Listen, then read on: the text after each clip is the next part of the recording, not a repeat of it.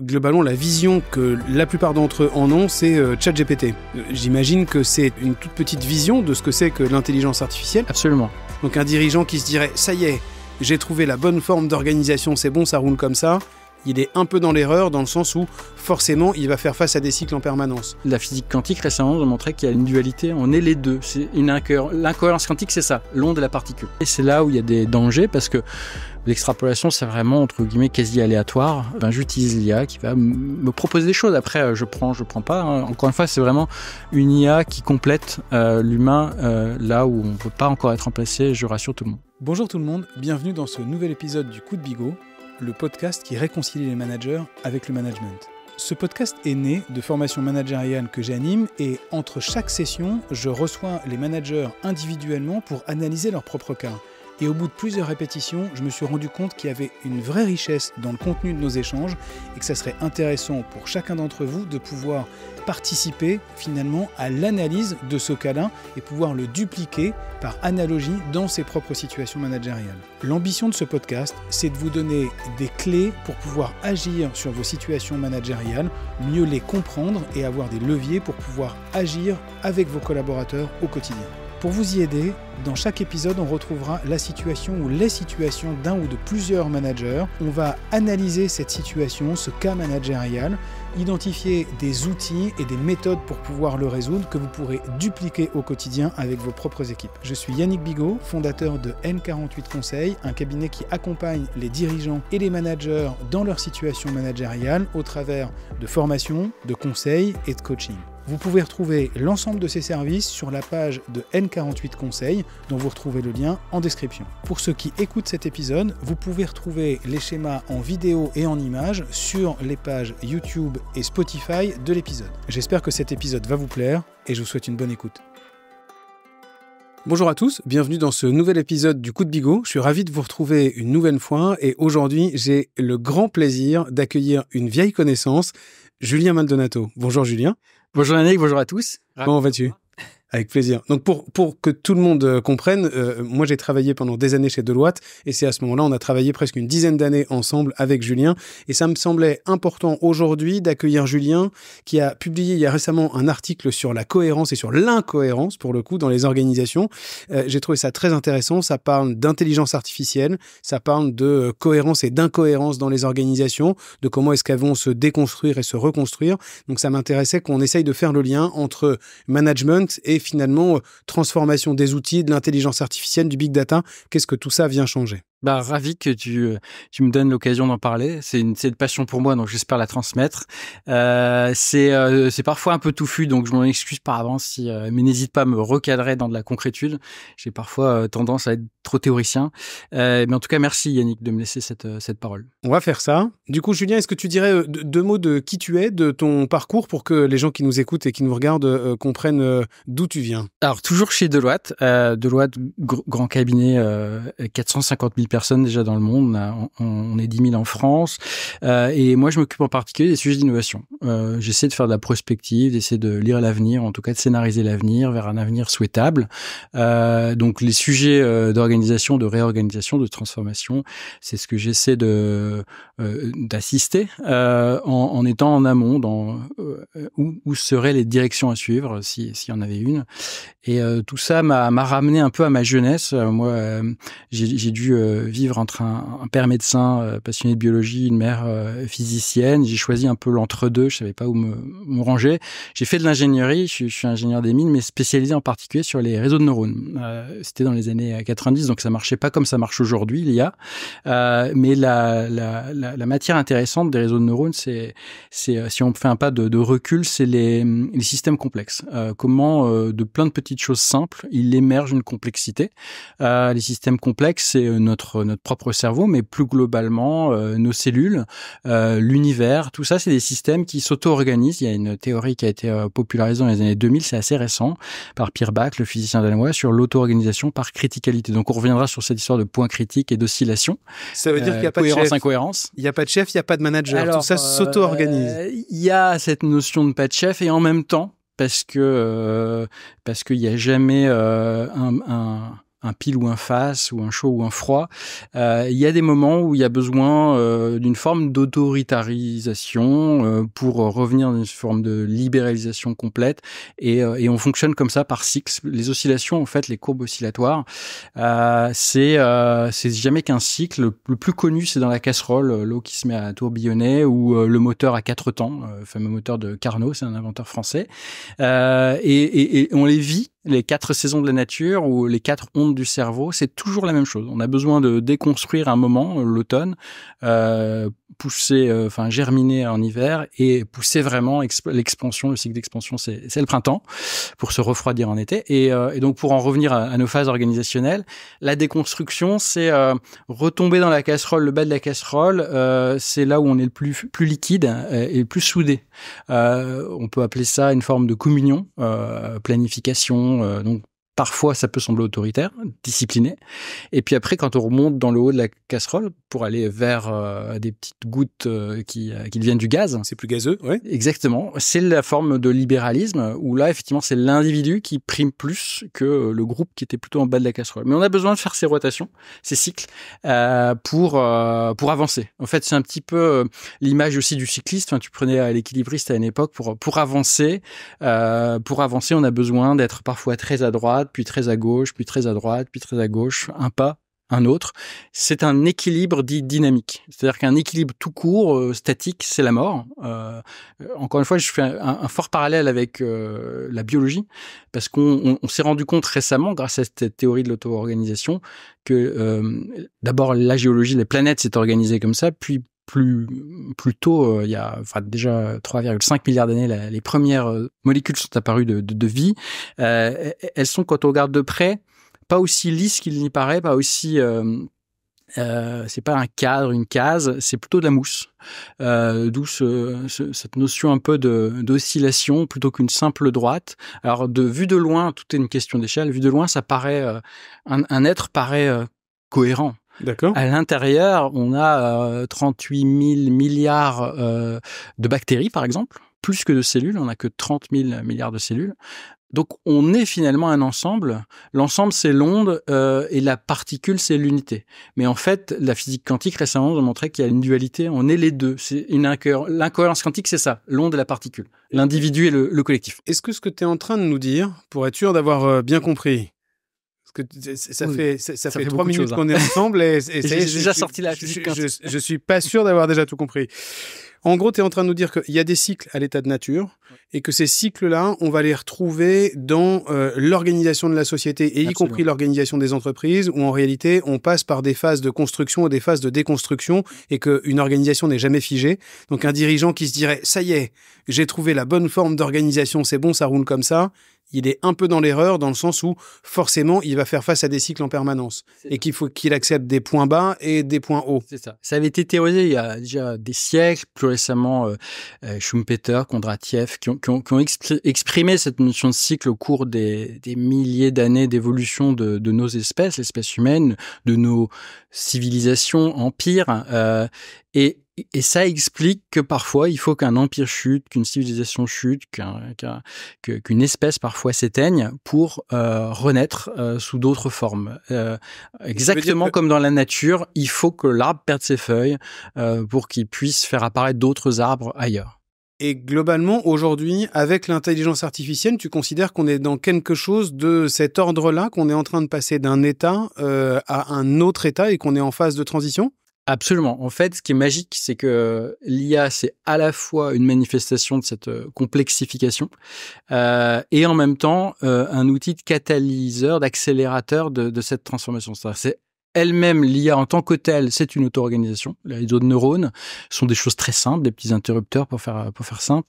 Et en 90 ou même avant, en 80, on soupçonnait pas que ça allait émerger quelque chose qui ressemble à une forme d'intelligence. Et puis plus ça avance, plus ça émerveille même les scientifiques que nous sommes en disant tiens, ça va être un outil qui au-delà de l'argile que je taillais à une époque dans un bloc pour inventer l'écriture, les Sumériens, j'atteins des nouveaux outils qui, à la fin, crée l'interaction. J'y reviendrai, l'interaction, c'est ce qui se passe dans nos cerveaux, l'interaction entre neurones, et c'est ce qui se passe à l'échelle humaine. Et la maximisation de l'interaction, c'est ça la valeur, hein, la plus grande valeur, la complexification. Et l'IA est un instrument de maximiser ces échanges. Et c'est ça qui est intéressant et qu'on effleure à peine et qu'on va vraiment embrasser dans les prochaines années et décennies. Quand je parle d'intelligence artificielle avec des patrons de PME, globalement, la vision que la plupart d'entre eux en ont, c'est ChatGPT. J'imagine que c'est une toute petite vision de ce que c'est que l'intelligence artificielle. Est-ce que tu peux juste essayer de nous aider à définir un peu, mais derrière l'intelligence artificielle, on met quoi? On met toute forme de machine qui tente de répliquer ce que nous, il nous semble naturel et inné pratiquement de forme de rationalisation, planification de tâches et mise en action. Sauf qu'aujourd'hui, on ne comprend pas encore le fonctionnement d'un cerveau biologique, donc on peut pas le répliquer et on a progressé depuis le milieu du XXe siècle et aujourd'hui dans des IA qui sont toujours très étroites dans le sens où elles sont plutôt spécialisées à certaines tâches. Le téléphone, par exemple, c'est la tâche de nous reconnaître visuellement pour s'ouvrir. Donc le mot reconnaissance, il est important parce que c'est et connaissance et aujourd'hui cette IA qui est très statistique, elle essaie dans un nuage de points de reconnaître une forme. Et l'exemple du téléphone est parlant parce que on l'a appliqué d'abord à des images, on l'applique maintenant à des textes. Et quand dans un prompt, donc le prompt c'est la façon dont on discute avec ces nouvelles formes d'IA, les modèles de large langage, quand on va lui donner du langage, soit à l'oral, soit à l'écrit, il va y voir des points. Donc je reconnais, il sait même pas que c'est une question parce que malheureusement on fait de l'amalgame, on pense qu'ils comprennent ce qu'on dit, ces IA, ça donne l'illusion vraiment. L'idée artificielle, c'est créer un dispositif qui mime un humain. Donc l'idée de Turing dans les années 1940, c'était de mimer à la perfection un humain. Et le test Turing, c'est de quand on a le visage bandé, de pas reconnaître qu'en face on n'a pas un humain. Donc certains disent on s'en approche, voire certains disent on l'a même passé. Donc les dernières IA, sans entrer trop dans les détails, sont capables, à partir d'un nuage de points de mots, encore une fois, les mots sont transformés en points sans entrer dans les détails, c'est des choses mathématiques, mais qui donnent l'illusion que lui va pouvoir continuer ce que nous on peut apprécier comme une réponse, qui est pas vraiment une réponse au sens rationnel qu'on a nous, mais qui est plutôt une suite de quelque chose qui dit tiens, j'ai vu des points et je vais compléter parce que j'y reconnais une forme. Reconnaissance, c'est une base de connaissances comme on avait Wikipédia jusqu'ici et en gros c'est un Wikipédia plus qui va être capable de recracher la connaissance quand il ne la trouve pas dans sa base. Il va essayer de faire ce qu'on appelle pas de l'intrapolation, donc rester dans son nuage et mettre des points en plus dans le nuage de points, mais il va essayer de trouver à côté ce qu'il n'a pas reconnu, il va extrapoler, et c'est là où il y a des dangers, parce que l'extrapolation, c'est vraiment, entre guillemets, quasi aléatoire, donc c'est là où on parle d'hallucination, d'invention, et donc c'est les limites aujourd'hui des IA actuelles, donc ChatGPT que tu citais, mais plein d'autres. Donc, j'ai pas complètement répondu à la question. Tu dis, voilà, la grande nouveauté de ces IA par rapport à avant 2017, c'est vraiment 2007 qui a été l'année de bascule. Le grand public les a vus naître plutôt en 2022. 2022, on voit apparaître ChatGPT, qui a été plus vite que d'autres grands géants de la tech. C'était une start-up, OpenAI, parce que les autres se bridaient, parce qu'il y a quand même un risque. J'ai parlé des hallucinations, mais il y a aussi des biais. Hein. On peut avoir des IA qui racontent des histoires avec des biais comme on en connaît tous, on est tous biaisés, mais ils peuvent accentuer certains biais de l'humanité, racisme, violence, haine, criminalité. Donc les grands géants de la tech voulaient pas sortir ces choses-là, même si en laboratoire c'était connu et maîtrisé depuis 2017. la petite startup OpenAI, à grand renfort de millions, notamment de Microsoft, même de milliards, on parle de 13 milliards d'investissement de Microsoft dans OpenAI, ce qui fait que cette IA n'est pas accessible à toute entreprise qui voudrait la recréer. C'est concrètement à partir d'interactions plus naturelles que taper dans d'un moteur de recherche et accéder à des articles, une réponse qui est plutôt une synthèse d'articles, de lectures, je citais Wikipédia, donc une base de connaissances qui va être consolidé dans un résumé qui peut ressembler à une réponse, avec des tons qui peuvent varier et qui peut donner l'envie finalement. Je parlerai beaucoup du ludique tout à l'heure, qui peuvent en tout cas donner de l'attention, de l'engagement pour continuer soit l'apprentissage, puisqu'on parle beaucoup de connaissances, soit des tâches du quotidien. Donc, pour être clair, vous connaissez l'informatique depuis au moins pour certains les années 80 et les premiers ordinateurs personnels. On va dire qu'on entre un peu dans une nouvelle ère de l'informatique, une V2, où on avait un clavier, une souris et des formulaires, et on va dans une informatique plus proche de notre humanité au sens du langage. C'est-à-dire qu'aujourd'hui, on communique tous les deux par le langage, pas que ça. Je vois ton nom verbal, tes sourcils foncés. Donc, on n'est pas à ce même niveau d'efficience parce que j'ai plus de capteurs que la machine. La capteur, elle va juste capter une partie de ma voix et mon texte. Et elle va, du coup, me retransmettre de l'information par ces mêmes canaux qui sont certes pauvres, mais déjà mieux que rien par rapport aux vieux formulaires qu'on a connus. On est dans une nouvelle étape de l'informatique et c'est une espèce de continuité. Là, pour le coup, il n'y a pas vraiment de rupture. Dans la technologie, entre guillemets, on continue à être dans une évolution. Là où on commence à avoir une rupture, c'est que notre capacité d'interaction avec la machine, elle est en train de changer de modèle. Beaucoup d'entreprises vont dire aujourd'hui, alors nous on a accompagné les très grandes entreprises parce qu'il y a des sujets de moyens. C'est en train d'arriver dans les moyennes et petites entreprises, mais par des prismes qui sont très superficiels. Et c'est pas péjoratif. Le superficiel, on l'utilise tous. C'est les suites Office, la bureautique, sans citer de marque. La bureautique, c'est un traitement de texte, un tableur. C'est des sujets qui sont indispensables dans nos quotidiens d'entrepreneurs, à quelle que soit l'échelle. Mais superficiel parce que c'est pas forcément le cœur d'activité. Un artiste, son cœur d'activité, ça reste quand même de peindre, mais parfois il doit gérer des factures, donc cette partie bureautique, c'est elle qui va être transformée le plus vite parce que ces IA qui ont fait des progrès sur la gestion du texte et un petit peu de l'image vont vraiment soulager l'humain, et je parlais de l'artiste dans certaines générations artistiques aussi, soulagé d'un travail laborieux. Avant, on avait des machines qui étaient les premières machines à écrire étaient un peu laborieuses. Le traitement de texte nous a permis d'effacer plus facilement. Et l'IA, c'est la génération suivante. C'est un traitement de texte ça va nous permettre d'aller plus vite. Nous donne des pierres à casser au départ. Ça n'arrive pas la feuille blanche, des premiers jets ou des relectures. C'est aussi intéressant. Alors moi, je sais qu'à titre personnel, j'utilise l'intelligence artificielle et ChatGPT en gros plutôt dans un mode relecture, de dire je lui fournis du contenu, je lui dis voilà ce que je voudrais raconter, typiquement sur un post LinkedIn, je lui dis rends-le-moi plus engageant. Et du coup, il me renvoie. Donc je comprends, il me renvoie juste une série de points, mais moi franchement, je trouve ça formidable et il me rend quelque chose qui effectivement est mieux écrit que ce que je lui ai mis en point d'entrée.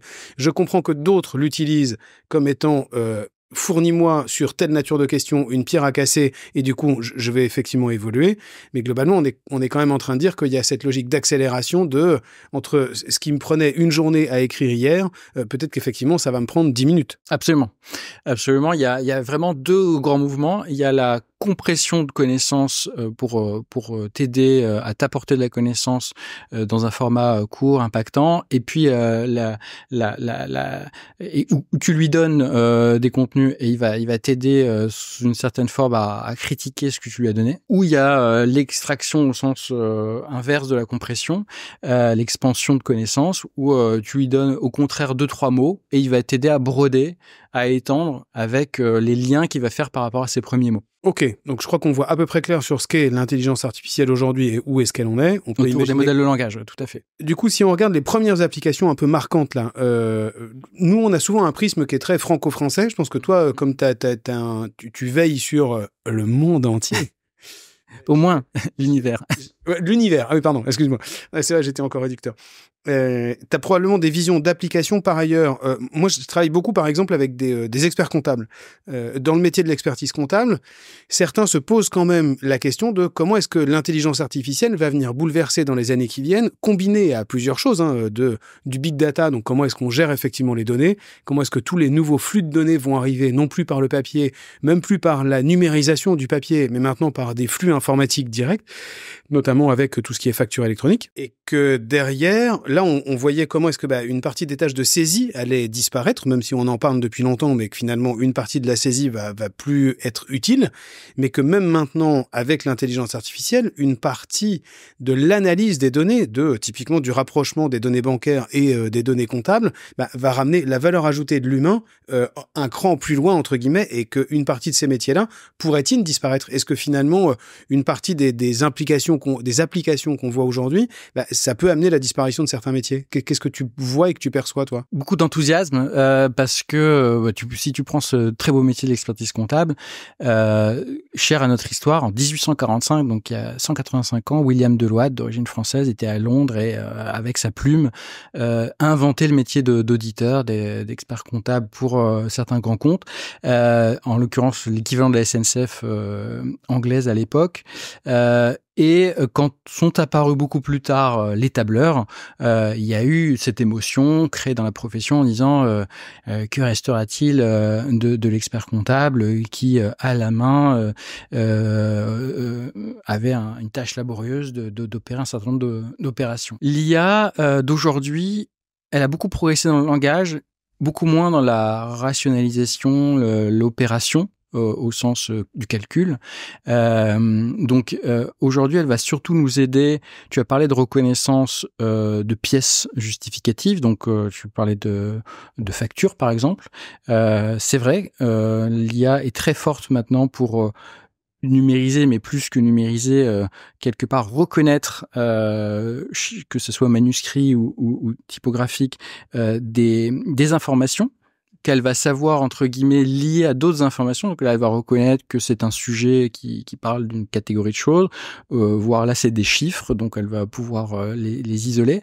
Donc ça a une utilité très forte qu'on peut décharger. L'humain va se voir décharger de ces tâches-là, de collecte de données, de restructuration, parce que je le disais, elle est capable quand même de les mettre dans des tableaux, entre guillemets, là où le tableur c'était bien, mais il fallait encore remplir les cellules à la main. Là, l'IA va nous aider à remplir les cellules. Elle sait catégoriser l'information et elle sait la replacer au bon endroit. Le seul point d'attention, parce que il y a des gens qui ont eu des mauvais tours, c'est qu'elle peut donner l'impression, parce que elle a de l'assurance, elle a été, elle a un processus, elle a été inventée pour être assertive. Et donc elle peut donner l'impression d'embarquer aussi cette phase de calcul et dire je revois les comptes et ils sont justes. Alors là, il faut vraiment faire attention. Je passe vraiment un warning. En fait, elle a, et c'est prouvé par plein de papiers scientifiques, elle a aujourd'hui beaucoup de mal en réalité à approcher la matière calculatoire ou tout type d'opération, d'action. Elle a pour elle une forme de compréhension, encore une fois, une forme de compréhension plutôt des mots, et elle voit que c'est des chiffres, elle va les mettre de côté. Mais il y a un truc tout bête à faire, c'est le problème d'Alice au Pays des Merveilles. Alice a N frères et M sœurs. Le frère d'Alice, combien a-t-il de sœurs? Elle sait pas répondre de façon générale à ce problème. Alors que n'importe quel humain, si on remplace N et M par des vrais chiffres, saura répondre. Et ça, c'est un exemple, mais qui me semble assez parlant pour dire attention, dès lors qu'il y a une forme de logique, de planification, par exemple, elle comprend pas bien que pour faire une omelette, il y a quand même un sens. C'est d'abord casser les œufs et après battre.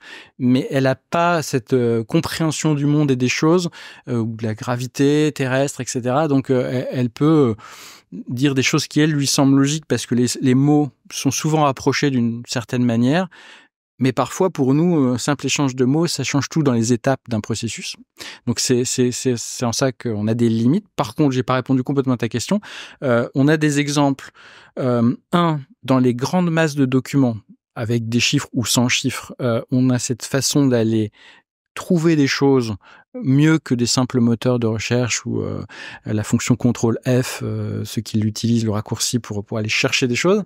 Donc on a une capacité quand même d'aider l'humain à accéder à du contenu. Là encore, c'est pas 100% réussite. Il faut toujours que je rajoute des petits points d'attention. Ça n'empêche pas quand même à l'humain de revérifier que l'IA n'a rien oublié. Mais en tout cas, ça peut soulager l'humain dans une nouvelle réglementation qui vient de sortir et on n'est pas juriste et on n'a pas envie de lire les 200 pages de réglementation. Donc, on va avoir une IA qui peut nous aider à synthétiser de l'information. Et puis, comme je le disais, de l'autre sens qui est de l'extraction, sens expansion du texte, voilà, je suis pas inspiré, je dois m'adresser à un fournisseur, un client, un partenaire, et j'ai besoin de l'aide dans l'expansivité. Je suis pas un extraverti, donc j'ai besoin de ça moi. Et ben j'utilise l'IA qui va me proposer des choses. Après, je prends pas. Hein. Encore une fois, c'est vraiment une IA qui complète l'humain là où on peut pas encore être remplacé. Je rassure tout le monde. Oui, c'est ça que je comprends de ce que tu es en train de dire, c'est que certains pourraient avoir peur de se faire remplacer finalement par une intelligence artificielle, et j'utilise pas le bon mot quand je dis intelligence artificielle, c'est réseau de neurones, c'est quoi? Alors aujourd'hui vraiment ce qui fait le buzz, si je puis dire, c'est les modèles de large langage, de langage large en français, les modèles de langage tout simplement. Donc très orienté le langage, parce que justement pas logique, mais par contre pour tout ce qui est écrit, interaction sociale, il y a de l'utilité. Il y a une blague que j'aime bien, c'est voilà, j'ai 2 mots à te dire, mais on a des convenances en France, donc je vais te donner les 2 mots à l'IA. Elle va t'écrire une tartine avec toutes les règles de bienveillance. Et puis toi, tu vas la recevoir et tu vas être fatigué, t'as pas envie de lire toute ma lettre, et elle va te synthétiser les 2 bullet points que j'avais au départ. Et donc on a des espèces d'interfaces chacun, moi en émission, toi en réception. Et c'est en ça que j'aime bien l'idée de périphérique, c'est-à-dire que périphérique, c'est pas un gros mot. Hein. Les périphériques, c'est des lunettes ou des casques audio qui vont étendre un peu nos sens. Okay. Et l'IA, c'est typiquement quelque chose qui nous permet de voir mieux. Le microscope, c'est une forme d'IA ou le télescope, c'est une forme d'IA. Aujourd'hui, ça nous permet d'accélérer certaines activités, de gagner finalement du temps.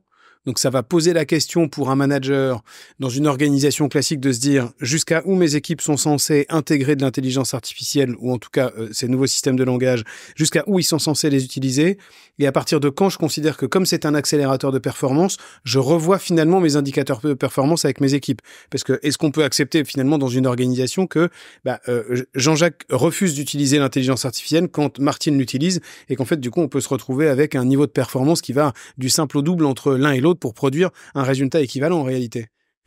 Absolument. Et les vrais points forts de cette IA, c'est tout ce qui traite de la connaissance. C'est-à-dire qu'il y a des choses qui sont plus vraiment du pur relationnel ou de l'action pure, même physique. Mais dès lors qu'on a besoin de connaissances, je prends le pareil avec l'écriture, c'est-à-dire que la génétique, la biologie, à un moment donné, elle a besoin d'aller plus vite. Donc on a inventé la mémétique, la culture, le langage d'abord, puis l'écriture. Et ben on est dans ce prolongement de gestion de la connaissance, parce qu'il faut aller toujours plus vite. Hein, c'est la théorie de la reine rouge. Si je reprends mon Alice au pays des merveilles, la théorie d'évolution biologiste du théoricien Lee Van Valen qui disait cours Alice, il faut courir toujours plus vite pour rester sur place dans le monde d'Alice au pays des merveilles. Et en fait, si une espèce n'évolue pas en courant toujours plus vite, et notamment via l'information, elle finit par disparaître. Ce qui peut nous arriver, hein, je réponds pas à ta question que dans 1 million d'années, l'espèce humaine sera toujours là, peut-être remplacée par d'autres formes d'intelligence, mais en tout cas, pour prolonger notre espèce humaine qui déjà avait un patrimoine génétique, puis mémétique culturel, qui a été instrumentalisé par le langage de l'écriture, et l'informatique, qui est le prolongement de la mémétique sans outils. L'informatique plus, c'est une informatique un peu plus aidante, assistante dans la structuration de l'information et dans la restitution de l'information. Et le manager, dans son quotidien, pour comprendre, aujourd'hui on bascule d'un monde où on avait jusqu'alors 200 ans, même un peu plus de stabilité, notamment liée à l'énergie. On était dans une abondance quasiment d'énergie et donc un confort. On est aujourd'hui, on le sait, dans une nouvelle une nouvelle phase du cycle. Encore une fois, tout ça changera dans le prochain cycle, mais là, on va entrer dans cette phase de non-abondance, de rareté de l'énergie et des ressources. Et c'est très important d'avoir en tête les deux axes de progrès. Quand on est dans un monde stable, le progrès principal, il est vertical, il est l'extraction de l'énergie et dans l'organisation, on parle de performance. L'axe de performance, c'est efficacité d'abord, atteindre un objectif, efficacité d'autre part, qui est avec le moins de moyens possible. Donc ça, c'est l'axe vertical. Ça, c'est dans un monde de progrès. Dans un monde stable. Stable politiquement, géostratégiquement et énergétiquement. Parce que tout ça, le vertical, dans le taoïsme, puisque je fais aussi ce parallèle, ou dans le monde quantique, c'est le corpuscule. Donc le taoïsme, il dit que c'est le yang qui va chercher le soleil ou extraire du pétrole pour nous. Et puis, comme on est ondé particules, l'autre axe du progrès qu'on a semblé avoir oublié ces 200 dernières années, c'est non pas la performance, mais la robustesse. Donc c'est pas la particule qui a une masse et qui va chercher l'énergie, l'extraire, c'est l'interaction. L'onde, c'est quelque chose qui n'est pas un être individuel et fini, une entité finie. L'onde, elle est continue, c'est un tout, c'est un collectif, elle est en nous, nous rayonnons de l'onde, et donc ce sens collectif qui est très horizontal, à l'inverse du premier axe, c'est ce qui nous permet, pareil, l'allégorie de Pirbach que je prenais tout à l'heure, c'est le tas de sable, c'est-à-dire que le tas de sable, à un moment donné, il atteint ce point critique quand il y a le flux d'énergie qui tombe dessus du soleil, là, les photons du soleil, c'est des grains de sable, ils forment un petit tas qui s'auto-organise de manière à épouser toujours mieux ce flux d'énergie pour qu'il soit toujours mieux dissipé, mais sauf qu'à un moment donné, on tend sur ce point critique qui crée une avalanche. L'avalanche, elle est essentielle. On l'a pendant le sommeil paradoxal, par exemple, pour parler de notre propre réseau de neurones qui crée le souvenir, et puis le sommeil profond. Cette phase d'automne et d'avalanche, c'est le retour à l'horizontale pour se resolidifier. C'est la robustesse. On crée ce nouveau socle, étage de plus, entre guillemets, qui se fait que par le collectif. Donc le manager, il va devoir pivoter dans cette période de rareté énergétique et d'instabilité de tous les côtés, climatique, social. Il va falloir qu'il revalorise non pas la performance, comme il avait l'habitude de le faire, mais l'interaction, donc l'horizontalité, et il va devoir, lui, avec l'IA, mieux voir, parce que je disais, c'est comme des lunettes, des interactions qui lui échappent. Soit fluidifier ses propres interactions avec ses équipes, soit à travers, au sein de ses équipes, avoir des meilleures lunettes pour voir non pas l'output final, qui était avant tout mesuré dans un monde de performance, mais plutôt la façon dont s'organise la complexité, puisque je le disais, tout n'est que réseau. Nous sommes des réseaux, soit à l'intérieur de nous-mêmes, soit autour de nous. Et ce réseau, pour mieux l'appréhender, parce que la complexité, elle est vraiment dure à lire, on a besoin de ces nouvelles lunettes que sont l'IA. Donc le manager, pour faire concret, il va très bientôt avoir, alors c'est pas encore dans son traitement de texte ou dans son tableur, mais dans les 2-3 prochaines années, on va voir apparaître des outils bureautiques qui vont l'aider, non pas à juste écrire ses emails ou ses messages vis-à-vis de son équipe ou ses collaborateurs, mais aussi voir des liens entre les séquences de mails, entre la façon dont les mails se répartissent dans l'entreprise, dont il y a potentiellement des nœuds du réseau qui mériteraient d'être dénoués ou reconstitués différemment. Donc c'est assez magnifique comment le monde de l'extraction va basculer vers un monde de l'interaction et comme l'IA va nous aider à fluidifier ces interactions. Donc en gros, demain, un manager au travers des nouveaux outils d'intelligence artificielle pourra par exemple repérer que Martine a moins d'interactions avec le reste de l'équipe qu'elle n'a pu en avoir par le passé ou sur des thématiques qui ont un peu bougé et l'outil va mettre le manager en alerte pour lui dire attention, je suis en train de pressentir que Martine s'éloigne du collectif, comment est-ce que tu vas la re-rentrer dans le collectif, c'est ça ? C'est ça. Et tu parlais du mot cohérence, donc pour le coup, c'est la cohésion, tu l'avais déjà abordé dans un de tes épisodes, c'est la cohésion qui va être facilitée avec ces outils, parce qu'effectivement, on va se rendre compte que il y a peut-être de l'incohérence et au contraire, on y reviendra, elle est nécessaire pour obtenir des interactions plus riches. Mais en revanche, il manque de cohésion parce qu'effectivement, il peut y avoir des nœuds un peu isolés dans le réseau. Et ces outils vont nous aider à faciliter encore plus de richesse et que des points qui étaient insuffisamment mis en interaction soient encore davantage mis en interaction. Donc l'idée, c'est que l'IA va nous aider à démultiplier les interactions. Démultiplier les interactions, ça c'est un point de focalisation plus important pour le manager, au détriment si je comprends bien, de temps passé à piloter de la performance et de l'efficacité au sens premier du terme. Comment est-ce que du coup un manager qui nous écoute, qui est patron de sa PME, qui doit quand même garantir que le truc fonctionne, c'est-à-dire il doit moins se focaliser finalement sur la richesse que je crée, la valeur que je crée, et davantage sur quoi qu'on fasse demain, c'est finalement le collectif avec lequel je travaille qui a le plus de valeur? Ouais, alors c'est vraiment... C'est un peu contre-intuitif. Absolument, et puis en tout cas pour moi. C'est même plus facile à dire qu'à faire parce qu'en réalité, un entrepreneur, il a parfois des créanciers, il a parfois des actionnaires, il a plein de parties prenantes qui lui mettent une forme de pression, pas toujours amicale, et donc lui, la output, il peut pas complètement le perdre de vue. La création de valeur aujourd'hui, elle est encore mesurée par des valeurs monétaires sonnantes et trébuchantes, et ce qu'on est en train de dire, c'est que à ce stade, il peut pas faire la révolution seul. Là encore, ça viendra d'un plus grand ensemble. On reprend du recul, et c'est plus un changement même sociétal profond, où la valeur travail aura complètement, et on pourra y revenir, été revue.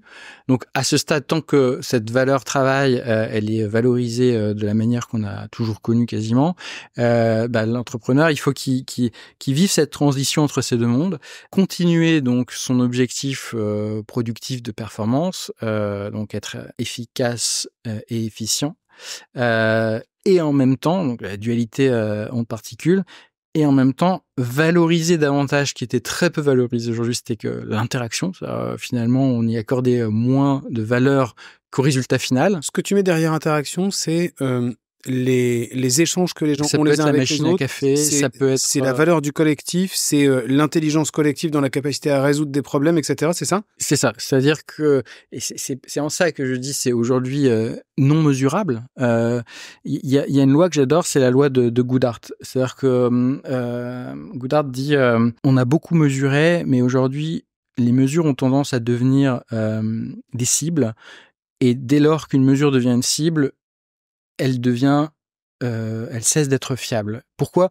Parce que quand on se concentre sur une mesure, par exemple l'atteindre d'un objectif, on l'atteint, on finit par l'atteindre, c'est très bien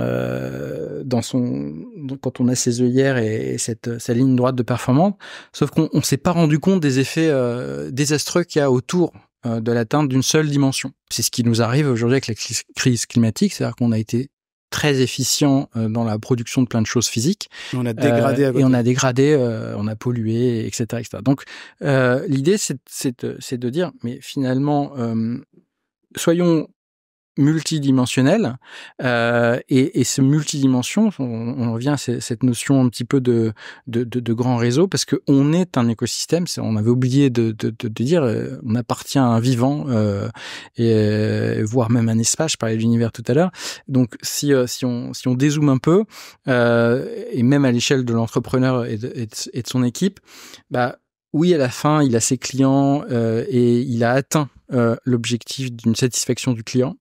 Mais il avait probablement moins regardé, moins valorisé le comment des gens qui, peut-être de manière invisible, avaient permis à la machine à café ou en parlant, entre guillemets, presque naïvement à un collègue, à dénouer les choses qui sont pas dans le processus, c'est-à-dire que dans le processus de l'entreprise, voilà, chacun a sa tâche depuis qu'on a inventé l'industrialisation, hein. Et puis on oublie que il y a des fois la tâche elle est bloquée, on voit pas trop pourquoi. Ça peut être plein de petites raisons qui sont non mesurées ou non mesurables. Parfois c'est même non mesurable, non rationnel. Parce que c'est de l'humain, c'est plein d'aléas, et c'est ces humanités en fait que l'IA va progressivement, je dis pas que c'est encore la réponse à tout, va nous aider à valoriser. Parce que effectivement, oui, une entreprise vit d'un résultat auprès de ses clients. En tout cas aujourd'hui, parce que c'est quoi l'échelle de temps dans laquelle tu te situes quand tu dis cette évolution là d'un monde stable à un monde instable, et du coup de basculer de quelque chose de très cohérent à plutôt une logique de cohésion finalement, de focaliser davantage sur les échanges que sur le résultat. L'échelle de temps dans laquelle tu nous projettes, c'est quoi?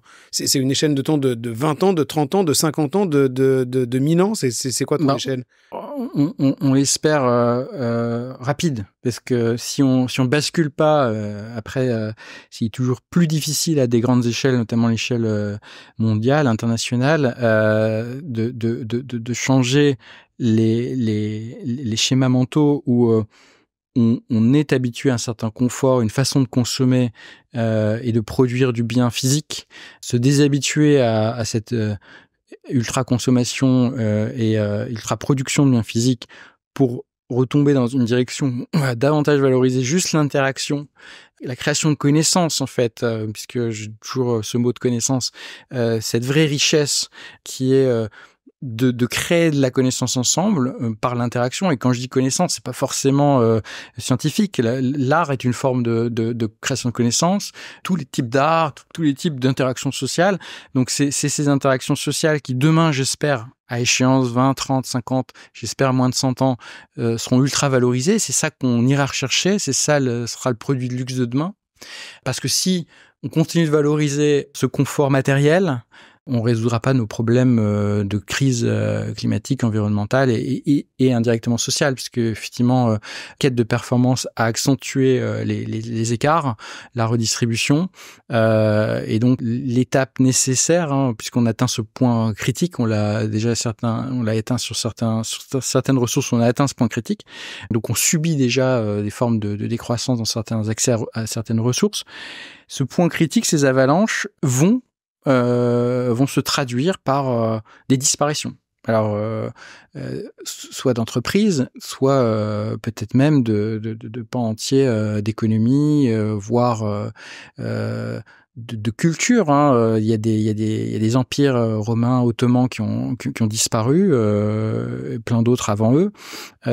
Peut-être que la civilisation telle qu'on la connaît, occidentale, ira jusqu'à sa disparition pour renaître sous une autre forme. Sachant que ça, c'est pas que l'impact de l'intelligence artificielle, c'est beaucoup plus large que ça. Du coup, c'est un monde qui bouge, y compris en termes de consommation de ressources, etc. C'est un monde où l'IA a ce rôle de catalyseur, dans le sens où elle accélère vraiment nettement à la fois la découverte, dans le sens où elle permet de rassembler des connaissances qu'un seul individu pouvait pas ingérer seul. Donc, on voit apparaître ce qu'on appelle en anglais les polymathes. Et manager va devenir un polymathe, c'est-à-dire un Léonard de Vinci pour faire simple. Pour les plus brillants, mais à minima, tu parlais de l'expertise comptable. Il va appréhender une expertise comptable qu'avant il déléguait complètement. Il va appréhender une expertise en richesse humaine, en capital humain, etc., etc. Et ça, c'est vraiment l'homme orchestre, parce que les instruments sont plus faciles à jouer que il y avait des instruments préhistoriques qui étaient vraiment très techniques, où si je reprends ma gravure des Sumériens, il y avait que un scribe. Après, la plume a permis à d'autres de devenir lettrés, et maintenant plus de 80% de la population occidentale sait lire. Donc c'est ça l'IA. Donc c'est une forme de libéralisation de la connaissance, mais qui va nécessiter des nouveaux schémas d'autorité demain. Donc parce qu'aujourd'hui, on continue quand même à avoir des gens qui sont nommés managers parce que c'est le meilleur expert de l'équipe. Dans une ère où l'information est disponible largement, finalement, toute cette partie de légitimité par une forme d'expertise, ou en tout cas de connaissance détenue, elle disparaît, entre guillemets. C'est-à-dire que finalement, on est vraiment en train d'arriver au bout d'un chemin, si je comprends bien ce que tu dis, du manager effectivement très expert, qui demain va devenir vraiment un architecte d'une relation efficace de l'équipe, déconnecté finalement de la connaissance technique qu'il y a derrière. Absolument. Avec toujours des équilibres. C'est-à-dire que, oui, on va tendre vers on le dit depuis des années, mais on l'avait moins rendu scientifique que ce que j'essaie de faire. On a déjà expérimenté l'horizontalisation. ça va continuer plusieurs années, mais c'est une horizontalisation qui sera jamais complètement plate, au sens où c'est un peu comme les goûts et les couleurs, et c'est ce que l'IA perçoit pas du tout. Elle a pas cette subjectivité, elle a pas cette même perception, comme je disais, du monde qui nous entoure. Elle a pas l'empathie, c'est une forme de perception de signaux faibles qui sont pas toujours verbalisables. Donc on aura des gens qui tendent vers une couleur qui est plus l'animation d'un collectif, et d'autres qui sont plus dans l'expertise pure, même si elle s'est démultipliée, ils en auront plus, mais ils vont être plus dans les dossiers que l'animation, parce que là encore, on aura toujours des natures de personnes un petit peu différentes. Même si l'IA nous aide à monter point de faiblesse, à les remonter, après, il restera toujours un individu qui préfère le jaune au rouge. C'est vrai qu'on peut lui donner un petit peu de rouge ou un petit peu de jaune, mais l'IA peut pas complètement transformer un individu. Elle peut juste l'aider, le béquiller sur ses points de faiblesse.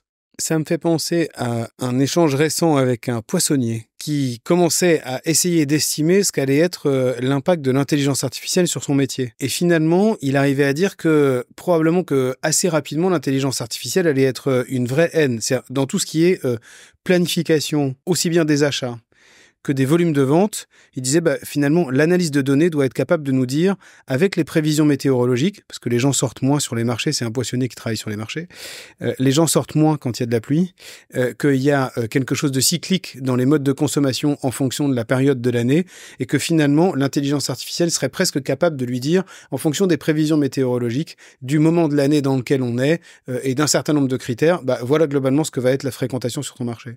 Et du coup, de quelle nature de produit tu aurais besoin à ce moment-là en fonction des coûts, etc. Donc cette espèce de mélange dans un algorithme, a priori l'intelligence artificielle serait capable demain de lui livrer ça. Mais l'intelligence artificielle ne pourra jamais créer le lien avec Martine et Jean-Jacques qui passent sur le marché, qui sont habitués à revenir là, qui aiment effectivement le conseil qu'il y a derrière. Absolument.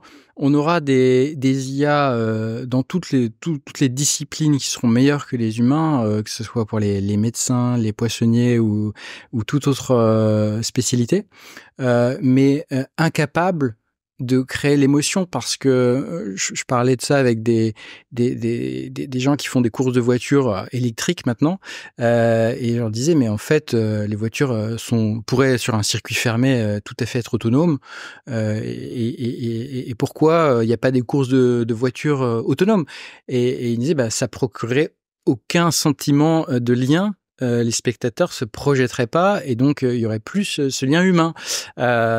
Donc on peut avoir une machine qui nous raconte parfaitement les origines du poisson ou de la vigne si on aime le vin, bien plus profondément qu'un sommelier, parce que il a accès à toute la base de connaissances des vignes, des cépages, des domaines, mais sans pouvoir vraiment passer cette barrière de l'humain, qui est une barrière qui est, encore une fois, les ondes, elles sont pas que vocales, auditives, il y a plein d'ondes biochimiques qu'on soupçonne même pas, parce qu'une fois je disais, on n'a pas percé tous nos mystères, et ça, c'est ce qui nous restera de l'humanité et qui sera valorisé. C'est ça qu'on ira rechercher, c'est l'humain, même si au quotidien on aura dans l'oreillette accès à toute l'information.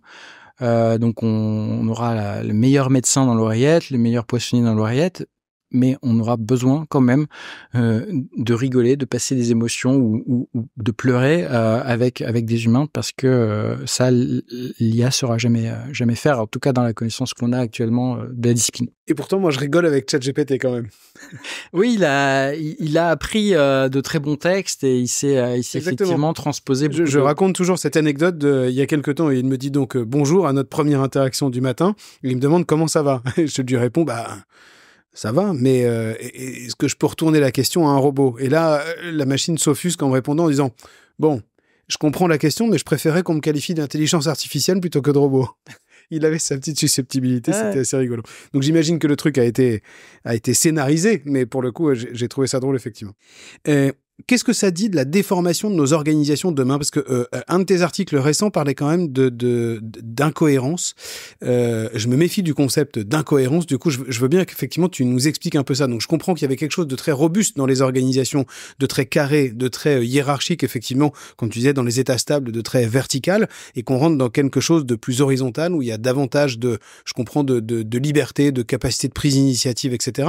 Mais moi, je me méfie toujours de la logique d'incohérence parce que souvent, en sociologie et quand on parle de management, plus je mets de l'incohérence, plus ça veut dire que le comportement de l'autre est imprévisible et plus ça crée de la zone d'incertitude dans mon comportement avec les autres, qui crée de la richesse, mais qui crée aussi finalement des zones de pouvoir et de contrôle sur les autres. Plus je rends mon comportement improbable pour toi, notamment si je suis manager et que tu es mon collaborateur, si mon comportement est imprévisible pour toi, tu te retrouves finalement dépendant de moi, dépendant de mes réactions, et ça peut créer une relation très déséquilibrée.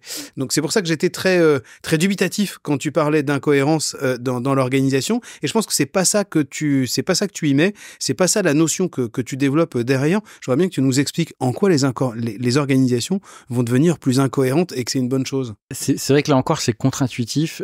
Et c'est une science qui avance dans plein de disciplines. Je veux pas reparler de physique quantique, mais comme un tout petit peu, l'incohérence quantique, c'est qu'on a eu vraiment du mal à comprendre qu'on est à la fois ondes et particules. Que les photons, c'est à la fois des petites choses qu'on peut voir presque comme des points, et en même temps, c'est des ondes donc on peut pas savoir où est le photon de manière précise. Donc, l'humain, il est ça. Les organisations sont ça. Donc, encore, je vais pas dire que c'est toute incohérence ou toute cohérence. C'est toujours une oscillation entre les deux, gauche, droite, individu, collectif. Et incohérence, en fait, elle a été plutôt chassée parce que j'ai expliqué, on a voulu la performance. La performance, c'est atteindre des états de perfection par optimisation incrémentale. On veut tendre vers une perfection de processus, que ce soit dans des usines, dans des bureaux. Moi, j'ai beaucoup de clients qui, à chaque fois qu'ils ont un problème, ils vont réinterroger les processus et ils vont modifier le processus ou en créer un nouveau pour essayer d'arriver à une forme d'organisation parfaite. Et ça, encore une fois, je nie pas les résultats que ça a eu, c'est-à-dire qu'on a effectivement été à la fois dans de l'efficacité, donc on a atteint des objectifs, et on a été en plus efficient parce qu'on les a fait avec de moins en moins de moyens. Donc la rationalisation, on a connu ces cycles-là et on en connaîtra toujours, sauf que, je lui disais, c'est comme si je prends mon exemple de voiture, plus on va vers de la Formule 1, plus on va vers du fragile. C'est l'inverse de la robustesse. Quand on tend vers de la perfection, même si on l'atteint jamais, un grain de sable peut tout casser. Et dans les organisations, à force d'optimisation et de tendre vers cette performance à tout prix, on est devenu fragile à l'échelle de l'organisation et même à l'échelle de l'individu. C'est-à-dire que c'est effectivement du confort apporté parce que il a un plan à suivre, il est rassuré parce que tout normalement se passe comme prévu. Donc ça c'est très rassurant. La rassurance, c'est un concept intéressant parce qu'en physique, la physique localement tend vers le principe de moindre incertitude. C'est-à-dire c'est l'inverse de l'entropie. Et ça c'est un concept qui sous-tend l'auto-organisation. Mais j'aurais pas le temps d'expliquer. Mais du coup c'est très important que tu soulignes ce point d'être rassuré. Le vivant cherche à enlever le brouillard. Et il a besoin d'être rassuré par des choses qu'il arrive à voir, à comprendre, à interpréter. Ces nuages de points. Il dit ça c'est une forme, je la reconnais. Donc le cerveau biologique fonctionne comme un cerveau artificiel, sauf qu'il est plus performant, 20 watts versus des térawatts. Je pense que on a atteint un niveau de performance qui est satisfaisant sur pas mal d'entreprises, mais qui n'était intéressant qu'en période de grande stabilité. Et dès lors que, comme je le disais, les grains de sable sont en train d'arriver, que ce soit les crises sociales, les crises économiques, les crises climatiques, les crises de clients, ces petits grains de sable. Grains de sable, ça serait évolution climatique. Quand on prend par exemple le modèle des assureurs, qui était très robuste, qui fonctionnait très bien, avec un monde de crise climatique qui était limité. Il était pas robuste, il était performant. Justement, le monde qu'on a construit est très performant, mais l'autre axe, la robustesse, l'axe horizontal, n'a pas été travaillé ou très peu. Ok. la robustesse permet d'accéder à de la résilience. C'est vraiment parce qu'on parle beaucoup de durabilité, de résilience, etc. Mais le vrai terme qu'on devrait employer, parce que c'est ce qu'utilisent les biologistes et les scientifiques, c'est robustesse. Donc, on n'a jamais travaillé la robustesse, c'est-à-dire que nos entreprises, on les a pas pensées dans des cycles très très longs. On les a pas pensées quand on est entrepreneur, on pense toujours à la transmission, à l'aspect patrimonial de son entreprise, la faire traverser des temps longs et notamment des temps chaotiques. Il y a plein d'entropies autour de nous et on n'est pas du tout prêt à traverser ces nuages parce qu'on a travaillé vraiment que l'axe de la performance. Donc pour le coup, on a bien monté. Nos tours sont hautes. On est très performant. On a des moteurs de Formule 1 parfois. Mais on n'est pas prêt à ces petits grains de sable que sont effectivement les nuages qui arrivent dans la crise climatique, trop d'eau, pas assez d'eau, les récoltes désastreuses, la pénurie de puces parce que on avait des cargos qui étaient très optimisés, mais un cargo de côté a bloqué tous les autres. Donc on a eu récemment une crise des cargos qui n'arrivaient plus en Europe. Tout grain de sable parce que ces cargos étaient ultra optimisés. Ils avaient des millions de conteneurs qui contenaient des puces électroniques parce qu'on a organisé le monde aussi par chacun avait sa spécialité. Donc, on était cohérent dans le sens où on s'était organisé, mais il faudrait de la redondance maintenant, de l'incohérence au sens on va dupliquer des choses. Oui, il faudrait remettre des usines plus locales, faudrait moins dépendre de l'autre côté du monde pour qu'en cas de grain de sable, on soit robuste, c'est-à-dire que on soit pas à se demander mais où est l'énergie, où est le vent, où est la récolte, où sont les médicaments, pour prendre l'affaire du Doliprane. Donc et ça à l'échelle d'une petite ou moyenne entreprise, c'est quelque chose effectivement qu'on n'a pas du tout en tête parce que encore une fois on est déjà dans cet objectif premier qui est vertical, la performance, toujours mieux, toujours plus, toujours avec moins de moyens, mais on oublie que la crise qu'on va vivre, qui se manifestera par des clients qui auront d'autres comportements ou par des fournisseurs qui auront peut-être des faillites ou peut-être, encore une fois c'est multidimensionnel et c'est au manager de se préparer à dire il faudrait que mes processus, peut-être qu'ils aient un peu d'assouplissement, un peu comme les vieilles choses qui ont un peu du jeu,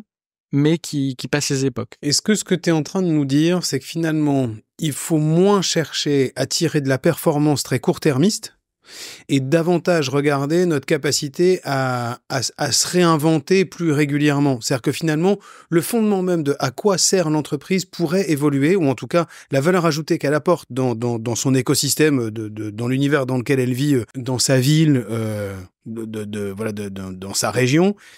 Il faut moins se poser la question de à quoi je sers aujourd'hui, mais comment est-ce que je peux évoluer dans servir le territoire et l'écosystème dans le temps, être capable de se réinventer plutôt que d'aller chercher une grosse performance à court terme. Absolument, tu as utilisé le mot créateur et invention. On le sait, là aussi, il y a des recherches là-dessus. La créativité ou l'invention naissent de l'incohérence. C'est-à-dire que tu as besoin que ce soit dans la façon dont la nature a évolué, que ce soit d'abord les végétaux puis les êtres vivants. C'est parce qu'à l'intérieur d'eux, il y avait deux types d'hormones ou d'enzymes opposés, l'insuline d'un côté, le glucagon de l'autre, et c'est le frein et l'accélérateur. Il y en a un qui active, il y en a un qui inhibe, et on a besoin de la pédale d'accélération et de frein en même temps, donc du débat, de la contradiction, de l'incohérence, pour piloter. Parce que oscillation. Parce que si on avait que l'accélérateur, incapable de pas se prendre les murs. Donc on a besoin d'avoir les deux pédales en même temps. La nature elle fonctionne avec bizarrement parce que quand on le voit, certaines plantes ont un A qui active un B qui active un C en termes de molécules. Et en même temps, le A inhibe le C. Et que quand on regarde ça, quand on est biologiste, on se dit, mais c'est la nature, en fait, elle se fait des trucs à l'envers. Enfin, elle s'auto-inhibe, etc. Et on a compris plus tard, très récemment, et donc ça va s'appliquer aux organisations, à la sociologie, que ça a du bon d'être incohérent parce que ça permet ces créativités. Ça permet de se dire tiens, j'ai freiné et pris le mur en même temps, j'ai détruit des choses, j'ai cassé des choses, j'ai inhibé et en même temps activé, et il en ressort un composant D, parce que si on n'était que dans la cohérence, l'extrême de la cohérence, c'est la secte. Là, tout le monde suit le gourou, il y a vraiment plus de débat. Mais la secte, en fait, elle est pas renouvelable, entre guillemets. Elle est pas prête au cycle suivant. C'est-à-dire que elle est trop dans une seule direction. C'est-à-dire qu'effectivement, elle est super performante parce que ils vont vraiment cœur perdu dans la même direction. Mais on sait que la direction de nos civilisations, de nos sociétés, elles vont dans le mur. On sait, il y a des milliers de rapports différents qui disent, quel que soit le type de crise, en tout cas, on va en avoir beaucoup. Et donc, du coup, on a besoin à toutes les échelles, y compris des petites entreprises, de penser à d'autres modèles. Sauf qu'on est incapable de les inventer. Encore une fois, l'invention vient de la crise et de l'incohérence. Donc, il faut vivre ces petits effondrements, ces avalanches dans le tas de sable, et les prendre positivement. Le mot crise en chinois, on prend souvent l'exemple. Ça veut dire aussi opportunité. Okay. Donc c'est pour ça que effectivement, c'est dur à entendre. C'est impossible à entendre on l'entend très peu. Pour le dirigeant d'une PME, globalement, ça voudrait dire accepte les fragilités de tes entreprises, donc d'être peut-être moins bon qu'une partie de tes concurrents à court terme, pour te rendre finalement plus résilient et plus en capacité de faire face demain. Le patron de Netflix disait toi, tes séries, elles atteignent toujours le super niveau de performance, mais je vais pas te mettre le meilleur bonus de l'équipe parce que lui, il a fait plein d'échecs parce qu'il a tenté des choses pour l'idéologie ou la culture de demain. C'est-à-dire que oui, c'est facile dans un temps T de faire adhérer un grand nombre de personnes parce qu'il y a des goûts, des couleurs, etc. Et donc, quand on est pile poil dans les goûts et couleurs du moment, c'est super, on atteint la performance qui est l'audience pour Netflix à un instant T. Mais on n'a pas préparé le monde d'après. Le jour où les goûts auront complètement changé. Et donc, il faut aussi valoriser celui qui prend des risques, qui est un petit peu le vilain petit canard à un instant T, mais qui va effectivement être un peu incohérent par rapport à la ligne éditoriale habituelle. Et donc, c'est ça qu'il faut valoriser. Et Netflix est une des rares entreprises à avoir commencé à faire ça. Et c'est une bonne idée qu'il faudrait essayer de généraliser. Généraliser, c'est vraiment pas facile. C'est d'ailleurs une des grandes limites de l'IA actuelle, c'est qu'elle ne sait pas généraliser, elle n'est pas horizontale. Elle sait monter toujours plus haut, toujours plus vite, mais elle ne sait pas généraliser en horizontal. Est-ce que c'est un peu ce qu'a vécu le monde du bâtiment en post-Covid, où effectivement beaucoup d'entreprises ont fini par déposer une bilan parce que justement il n'y avait pas suffisamment de robustesse, qu'ils ont couru après beaucoup de chantiers pendant longtemps, qu'ils ont cherché effectivement pour certains à grossir peut-être trop vite, à saisir trop d'opportunités, alors que ceux qui finalement résistent sont peut-être ceux qui ont cherché à aller moins haut et à rester plus fidèles à leur modèle économique, à leur ancrage local. Je dis une bêtise local, voire plus écosystémique. En fait, une des solutions aussi, c'est l'interaction. L'interaction, c'est pas uniquement à l'intérieur de l'entreprise. On est une petite entreprise de bâtiment. Il y a peut-être des choses à discuter avec d'autres, soit du même corps de métier pour à plusieurs entreprises créer une coopération, soit avec d'autres corps de métier, soit pivoter vers vraiment d'autres types de services, évidemment quand même en lien avec son cœur de métier historique.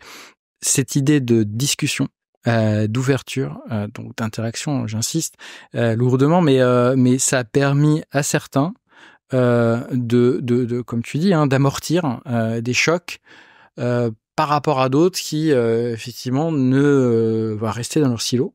Okay. Et ils n'étaient pas du tout préparés à la crise qu'on a vécue. Il y a une crise sans précédent dans le monde du bâtiment, de l'immobilier. Donc, si on ne sort pas de ce silo, en dialoguant avec son écosystème large, vraiment très large, on est très fragile, on s'expose à de l'avalanche. Et après, encore une fois, de la destruction complète, il faut positiver et se dire que on finit quand même par renaître sous d'autres formes. Mais c'est intéressant de voir que ces principes qui étaient sous nos yeux depuis plus de 3 milliards d'années, commencent à peine à être transposés dans l'organisation, et que bizarrement c'est pas naturel, parce que on a des codes et des cultures qui peuvent pas être changés du jour au lendemain, et que ça nous semble une aberration de dire le culte de la performance, peut-être ça devient ringard.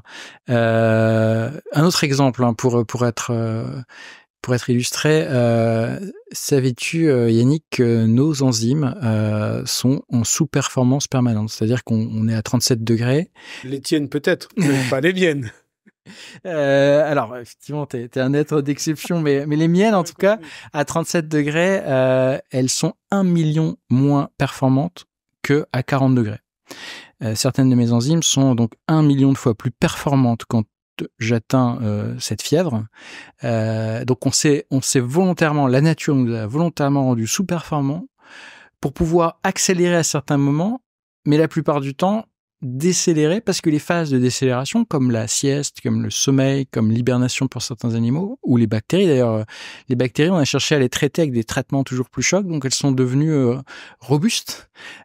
Pourquoi ? Parce qu'elles se sont endormies. En fait, on s'est aperçu que certains traitements antibactériens très très puissants rendaient les bactéries robustes parce qu'elles s'endormaient volontairement, elles s'étaient mises sur pause. Donc la décélération, c'est quelque chose au début je comprenais pas trop. Hein. J'étais vraiment dans le schéma, il faut toujours accélérer à fond. Au contraire, sur sa bicyclette, il faut savoir jongler non seulement sur le gauche-droite, mais aussi sur décélération, accélération, décélération, accélération. Il y a ces mêmes oscillations. L'oscillation est capitale. On reconnaîtra jamais assez, mais les courbes sont jamais des droites. C'est toujours des oscillations. Pour absorber, quand quelque chose tombe, quand un ballon rebondit, il fait des oscillations. Et c'est la goutte d'eau qui crée l'onde. La goutte d'eau, c'est une particule, et l'onde qui se dessine sur le fleuve, c'est ça. En gros, ça passe le message à un dirigeant d'entreprise ou un manager de dire le fait d'avoir des phases de repli est quelque chose qui est plutôt naturel. Les cycles, entre guillemets, font partie globalement de la vie, quelle que soit l'échelle de temps ou l'échelle microscopique, etc. Donc, c'est toujours douloureux, hein, mais il faut embrasser cette douleur. Donc, il faut pas chercher. Donc ça, c'est le premier message. Il y a des cycles. Il faut effectivement entendre les cycles. Ça veut dire travailler davantage sa robustesse, donc sa capacité à tenir dans le temps, plutôt que d'aller chercher une surperformance. Et que parfois, il faut renoncer à une surperformance pour garantir sa robustesse. C'est la logique de l'assise par rapport au fait de monter haut, c'est ça? S'enraciner peut-être plus profond dans son écosystème plutôt que d'aller chercher effectivement. Les racines des arbres communiquent entre elles. Interaction. Donc, pour résumer, effectivement, il y a cette logique de accepte les cycles, parce qu'effectivement, il y a des phases de pic, il y a des phases de creux dans l'activité, c'est logique. Il faut accepter l'automne et l'hiver. Et dans ces phases de cycle, pour aller, il faut du coup valoriser les choses un peu différemment. Valoriser toujours, évidemment, encore une fois, c'est ni l'un ni l'autre, c'est toute une question d'équilibre dynamique. Et donc, dans cette phase où on va valoriser davantage l'horizontale, c'est toutes ces interactions au sein de l'entreprise ou à l'extérieur de l'entreprise, logique vraiment écosystémique. Comment ça peut m'aider à repenser soit mon propre modèle, soit mon produit, soit mon interaction avec les clients, et permettre de dire, voilà, on va vivre une crise, on en a déjà vécu, mais c'est pas prêt de s'arrêter.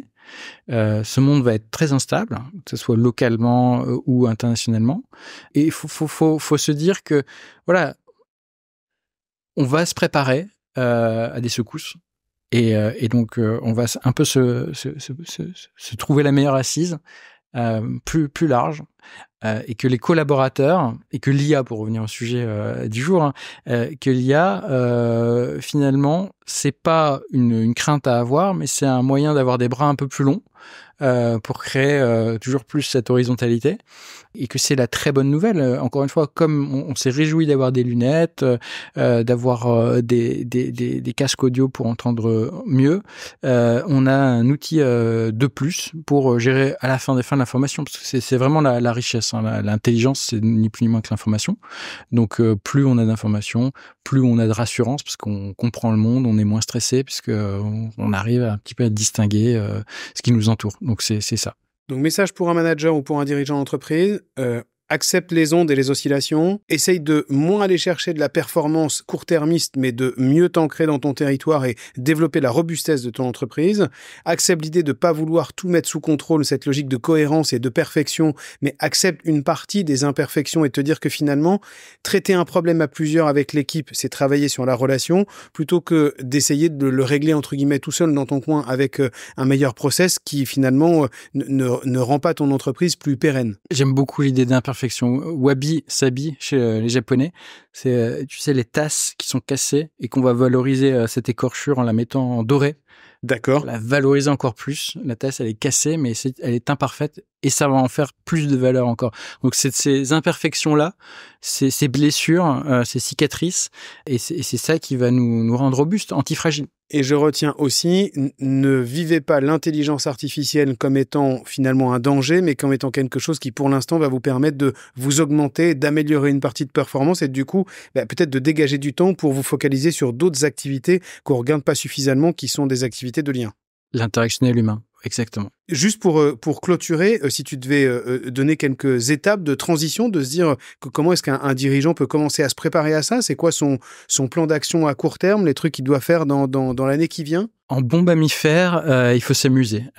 C'est comme ça qu'on apprend. Donc, ça passe par un plaisir personnel, comme tu l'as fait, en conversant avec ces petits objets sur le ton de l'humour, les pousser dans leur retranchement, se rassurer à voir que parfois ils sont à côté de la plaque, ils hallucinent. Donc, s'amuser un maximum dans l'interaction homme-machine, qui est une forme d'interaction qui va prendre aussi de l'essor de l'ampleur. Et puis après, une fois qu'on s'est habitué à ces petits objets, qu'on en fasse la promotion. C'est un petit peu comme on s'est méfié de toutes les précédentes inventions.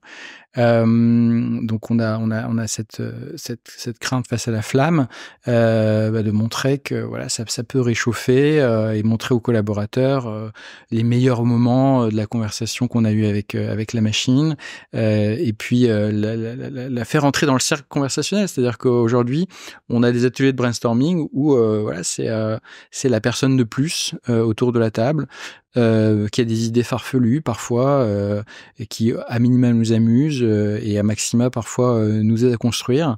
Donc la transition se fait plus ou moins en douceur, hein, parce que je disais, les cultures, et tu le sais mieux que moi, mettent un temps certain à évoluer. Mais la meilleure façon, c'est, je pense, par le jeu, le test, du coup, les chutes, les rejets de certains, et progressivement, un petit peu comme l'internet est entré dans nos poches, ou derrière nos écrans, les écrans vont disparaître à mesure qu'on pourra leur parler de plus en plus naturellement. Je parlais de l'oreillette, mais c'est vraiment ça qui va arriver. Donc se défaire de ces écrans après avoir été drogué aux écrans. Encore une fois, le grand mouvement, c'est on est passé du champ aux usines, des usines au bureau, et donc aux écrans. Puis maintenant, on va passer des écrans à l'interaction plus naturelle, soit auditive, soit même à terme juste des ondes. Et c'est plaisant, c'est sur cet enthousiasme que j'espère avoir transmis qu'on pourrait conclure. Merci beaucoup, Julien. Merci à tous de nous avoir écoutés. Je vous invite à aller lire les articles de Julien. Je mettrai les liens en description dans les commentaires pour pouvoir aller regarder en profondeur effectivement ces sujets de cohérence, d'incohérence. Les choses nécessitent du temps pour être comprises. Et effectivement, la lecture aide à ça. Merci à tous. À très bientôt dans un nouvel épisode du Coup de Bigot. Merci d'avoir écouté cet épisode. J'espère qu'il vous a plu. Si c'est le cas, n'hésitez pas à laisser un commentaire sur votre plateforme favorite ou en parler autour de vous. C'est grâce à ça que d'autres managers pourront avoir accès à ce contenu, en avoir connaissance et pouvoir progresser dans leur pratique managériale. N'hésitez pas à m'envoyer un message pour me faire part de vos feedbacks, ça m'encourage et ça m'aide à progresser. Si vous souhaitez échanger sur vos sujets managériaux, suivre une formation managériale, vous faire accompagner, vous pouvez retrouver en description de cet épisode les liens pour pouvoir me contacter et n'hésitez surtout pas à me contacter directement via LinkedIn. À très bientôt dans un nouvel épisode.